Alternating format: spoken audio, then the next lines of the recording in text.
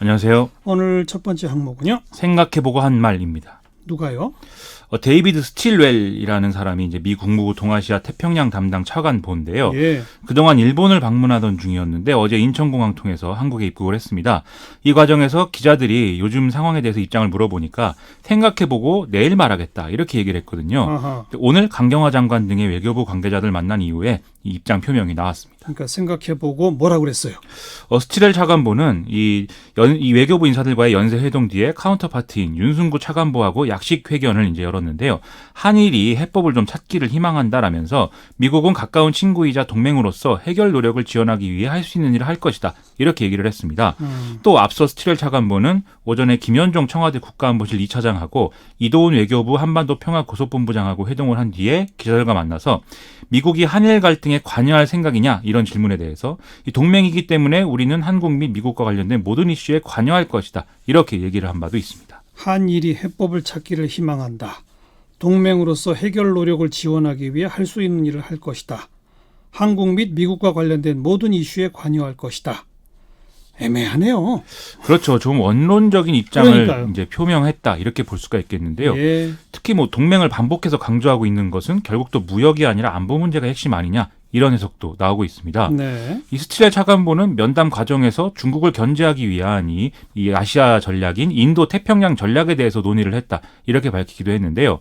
이게 이제 한국의 신남방 정책하고 겹치는 부분이 있다면서 이것을 적절히 조절하면 훨씬 더 효과적일 수 있다 이렇게 얘기를 했다는 것인데요. 이것은 미국을 방문했던 우리 정부 인사들에게 미국 관계자들이 이 한일 군사정보 보호 협정까지 흔들려서는 안 된다 이렇게 주장했다는 것하고 같은 맥락으로 또 받아들일 수가 있겠습니다. 결국은 중국 견제를 위한 한미일의 동맹 여기에 균열이 생겨서는 안 된다. 그렇습니다. 그런 입장을 쭉 고수한 거겠군요. 그렇습니다.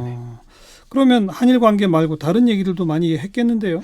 최근에 논란이 된 호르무즈 해협을 통과하는 민간 선박 호위를 위해서 한국에 파병을 요구했다 이런 얘기들이 많이 있었는데요. 예. 여기에 대해서 스틸웰 차관보가 이제 뭔가 입장 표명을 하지 않을까 했는데 이런 얘기에 대해서는 별다른 언급을 하지 않았다고 하고요. 그리고 주한미군 방위비 분담금 협상 이것에 대해서도 얘기가 나올 줄 알았는데 여기에 대해서도 특별한 언급이 없었다고 합니다. 한일 관계에서는 관여할 생각이냐는 거에 관여할 것이다라고 했다고 그랬잖아요. 그렇습니다. 관여. 이거는 중재나 조정보다는 아주 약한 거 아니에요? 그렇습니다. 그렇게 해석할 수가 있겠는데요. 따라서 미국이 지금 사태에 어떤 직접적인 역할을 하기보다는 자국의 안보 이익이 해치지 않는 선에서 한일 간의 협의의 틀을 만드는 수준에서 좀 움직이지 않겠느냐 이런 해석이 나오고 있습니다. 실제 스틸웰 차관보가 일본에 머무르던 당시에 도쿄에서 한미일 고위급 협의를 추진하는 방안도 이제 논의가 됐는데 일본이 응하지 않는 바람에 지금 무산된 상황 아니겠습니까? 예. 그래서 어쨌든 그런데 지금 상황에서는 한일 간의 어떤 협의 테이블이 만들어지는 것만 해도 일정 정도는 성과이기 때문에 좀 기대를 해볼 수 있는 부분도 있는 것 같습니다. 당장 내일 지나면 일본의 추가 보복 조치가 있을 수도 있다는 거 아닙니까? 그렇습니다. 일본은 한일 청구권 협정에 따른 제3국에 의한 중재의 설치를 이제 요구하고 있는데 답변 시한이 이제 바로 내일이죠. 청와대는 일본의 이 제안에 대해서 이미 수용 불가 입장을 밝힌 상태인데요. 그래서 애초에 전망대로면 내일 이후에 일본이 추가 보복 조치를 내놓을 것이다. 이런 예상을 할 수가 있는 상황입니다.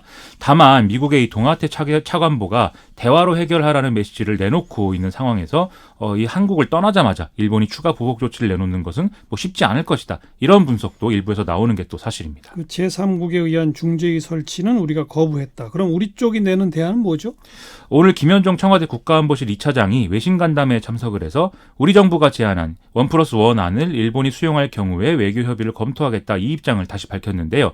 이 1+1 안이라는 것은 한국과 일본의 기업이 자발적으로 출연을 해서 강제징용 피해자에게 위자료를 지급하는 안이죠. 그렇죠. 이것은 일본이 수출 규제를 실시하기 직전에 청와대가 이제 그 공개 제안한 바 있고 이미 일본이 이것에 대해서는 거부 의사를 또 밝힌 바가 있는 이런 내용인데요. 예. 일본 측은 한국과 일본 기업에 한국 정부가 참여하는 안을 반대로 이제 제안한 상황인데 이것은 또 우리 정부가 거부하고 있어서 여전히 평행선을 달리고 있다 이렇게 봐야 되겠습니다. 근데 그 한국 기업, 일본 기업, 그다음 한국 정부 이른바 2+1이잖아요. 그렇습니다. 이거에 대해서는 또 우리 청와대도 당사자들이 다 동의한다면 이런 전제 조건으로 검토할 수도 있다고 했으니까 아마 앞으로 이제 이런 게 좀 논의 대상이 되겠네요. 만약 1+1 안을 일본이 수용할 경우에 외교 협의를 검토하겠다고 했는데 이 외교 협의의 과정에서도 아마 그런 내용이 논의될 수가 있다라는 예상 또한 나오고 있습니다. 자, 시사비키 두 번째 항목은요. 7남매 엄마가 짊어진 짐입니다.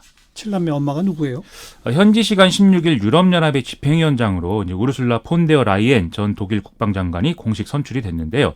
이 유럽연합의 집행위원장을 여성이 맡는 것은 사상 처음입니다. 이 폰데어 라이엔 집행위원장은 칠남매의 엄마로 유리천장을 깼다라는 점에서 주목을 받고 있는 그런 상황. 대단한 분이군요. 그렇죠. 어떤 분이에요? 폰데어 라이엔 차기 집행위원장은 이제 의사 출신이고요. 또 남편도 의사인데 이 육아를 대부분 이제 남편이 맡는 것으로 서로 합의한 그런 관계라고 합니다. 이런 점에서 폰데어 라이엔 집행위원장은 더 많은 남성들이 자기 남편을 본받아야 한다 이렇게 주장을 해왔는데요. 예. 또 이렇게 폰데어 라이엔 집행위원장이 유리천장을 깰 수 있었던 비결에는 같은 여성인 앙겔라 메르켈 독일 총리가 이 폰데어 라이엔 집행위원장을 적극적으로 발탁을 했고 가족여성청년부, 노동부, 국방부 장관 등을 맡겼다는 점도 중요하게 작용을 했습니다. 네. 이 당시 폰데어 라이엔 집행위원장은 당내 반발에도 불구하고 남성 육아휴직 확대라든지 대기업 이사회 내 여성 비율 할당제 이런 것들을 밀어붙이는 등의 성과를 내기도 했는데요.